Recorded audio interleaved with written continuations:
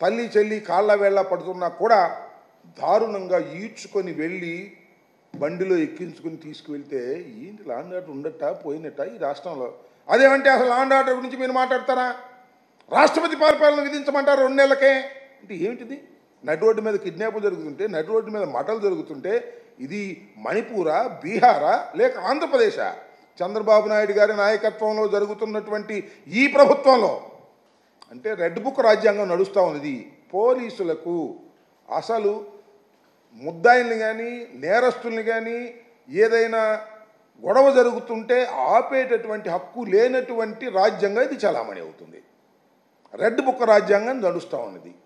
Police వారు ఎవరైతే ఉన్నారో వాళ్ళు తెలుగుదేశం పార్టీ నాయకులు ఏ ఆగడాలు చేసినా వాటిని కాపాడవలసిందే, వాళ్ళ జోలికి వెళ్ళటానికి వీల్లేదు, వాళ్ళేం అనటానికి వీల్లేదు అనేటువంటి సంకేతాలు హోంమంత్రి గారి దగ్గర నుంచి నారా లోకేష్ గారి దగ్గర దాకా అందరూ ఇస్తుంటే పోలీసు వారు మాత్రం ఏం చేస్తారు చెప్పండి? లేకపోతే కొంచెం ట్రాన్స్ఫర్ చేసేస్తాం, ఈ ఎస్పీని కొంచెం ట్రాన్స్ఫర్ చేసేస్తాం, ఈ సీఏని కొంచెం ట్రాన్స్ఫర్ చేసేస్తాం, మా వాళ్ళకి అనుకూలంగా మీరు ప్రవర్తించకపోతే మేము సహించాం అంటారు.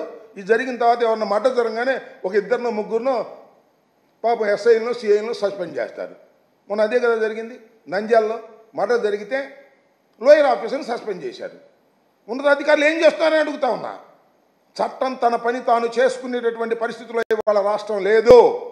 రెడ్ బుక్ రాజ్యాంగం నడుస్తూ ఉన్నది.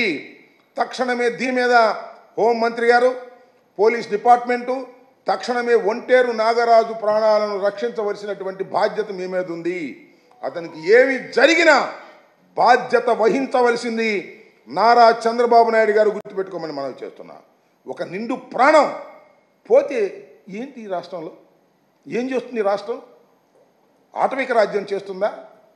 లేక అన్యాయాలు అక్రమాలతో మనుషులు నరికి చంపేటటువంటి పరిస్థితుల్లో ఇవాళ మీ ప్రభుత్వం ఉందా అని అడుగుతా ఉన్నా. దీన్ని తక్షణమే యాక్షన్ తీసుకోవాలి. ఇమీడియట్గా యాక్షన్ తీసుకోకపోతే చాలా దారుణాలు జరిగేటువంటి పరిస్థితి ఉంది. పోలీసు వారికి కూడా నేను మనవి చేస్తున్నా, అయ్యా 2 మాసాలైంది ఈ ప్రభుత్వం వచ్చి, మీరు కూడా మీ విధులను మీరు సక్రమంగా నెరవేర్చకపోయినట్లయితే చరిత్ర క్షమించదు మిమ్మల్ని అని కూడా మనవి చేస్తున్నా. కాబట్టి దీని మీద తక్షణమే యాక్షన్ తీసుకోవాలని కూడా ఈ సందర్భంగా నేను పోలీసు ఉన్నతాధికారులని ప్రభుత్వాన్ని కోరుతున్నా. తక్షణమే నాగరాజు ప్రాణాలను కాపాడవలసినటువంటి బాధ్యత ఈ ప్రభుత్వానికి ఉందని కూడా చెప్పదలుచుకున్నాను.